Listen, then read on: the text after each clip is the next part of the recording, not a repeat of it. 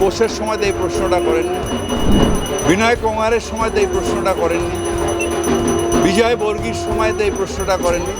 শুধু তৃণমূল কংগ্রেস করলে দোষ, কারোর প্ররোচনায় পা দেবেন না। আপনাদের পেছনে রাজ্যের মুখ্যমন্ত্রী মমতা বন্দ্যোপাধ্যায় আছেন।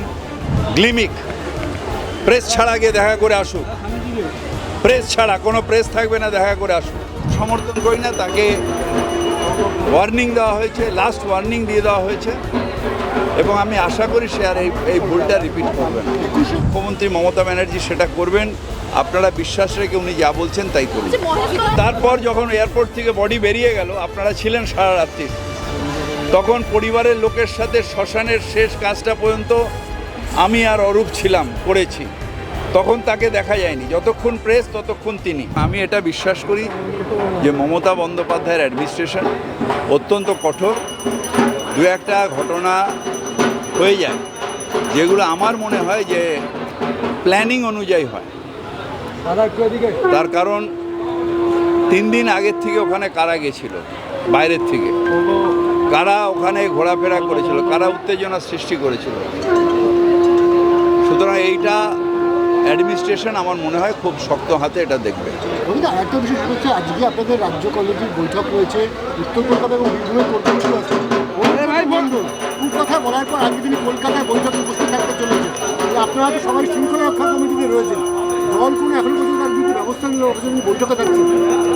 আপনি অনিল বিশ্বাসের সময় এই প্রশ্নটা করেননি, অনিল বোসের সময় এই প্রশ্নটা করেননি, বিনয় কুমারের সময় এই প্রশ্নটা করেননি, বিজয় বর্গীর সময় এই প্রশ্নটা করেননি।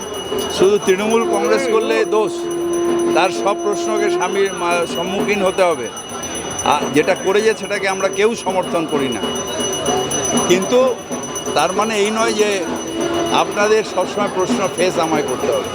কেউ সমর্থন করি না, তাকে ওয়ার্নিং দেওয়া হয়েছে, লাস্ট ওয়ার্নিং দিয়ে দেওয়া হয়েছে এবং আমি আশা করি সে আর এই ভুলটা রিপিট করবে না। 21শে জুলাইয়ের যে প্রচার ছবি, সেই ছবি আজকে প্রকাশ করলো তৃণমূল কংগ্রেস, যেখানে দেখা যাচ্ছে যে অভিষেক বন্দ্যোপাধ্যায়ের ছবি নেই, শুধুমাত্র মমতা বন্দ্যোপাধ্যায় জলজল করছে। এটা অভিষেক ব্যানার্জি নিজে করেছেন, কারণ সেই দিন 21শে জুলাইয়ে অভিষেক ব্যানার্জি যেটা আমাদের বলেছেন যে 21শে জুলাইয়ে আমি ছিলাম না, তাই অভিষেক ব্যানার্জির ছবি সেখানে থাকবে না, সেখানে মমতা ব্যানার্জির নেতৃত্বে তোমরা ছিলে, তাই এইটা শুধু মমতা ব্যানার্জির ছবি থাকবে। পরবর্তীকালে নিশ্চিতভাবে আমাদের পার্টির সাধারণ সম্পাদক অভিষেক ব্যানার্জি এবং খুব ভালোভাবে পার্টিটাকে পরিচালনা করছে। শেষ প্রশ্ন করব, যারা চাকরি হারা তারা তো 39 দিন ধরে আন্দোলন করছে সব থেকে, তারা গত 2 দিন ধরে অনশন শুরু করেছে, তারা এখনও তাদের অনুরোধ করব, কারোর প্ররোচনায় পা দেবেন না। আপনাদের পেছনে রাজ্যের মুখ্যমন্ত্রী মমতা বন্দ্যোপাধ্যায় আছেন। যেটা আইনত ঠিক হবে মুখ্যমন্ত্রী মমতা ব্যানার্জি সেটা করবেন, আপনারা বিশ্বাস রেখে উনি যা বলছেন তাই করবেন। এগুলো হচ্ছে শুনুন, এগুলো হচ্ছে শোবাজি, গ্লিমিক প্রেস ছাড়া গিয়ে দেখা করে আসুক, প্রেস ছাড়া কোনো প্রেস থাকবে না, দেখা করে আসুক। এগুলো হচ্ছে গ্লিমিক। সেদিন এয়ারপোর্টে আমরা দেখেছি, এটা বলতাম না, আজকে বলছি কারণ আপনি মহেশতলা তুললেন বলে।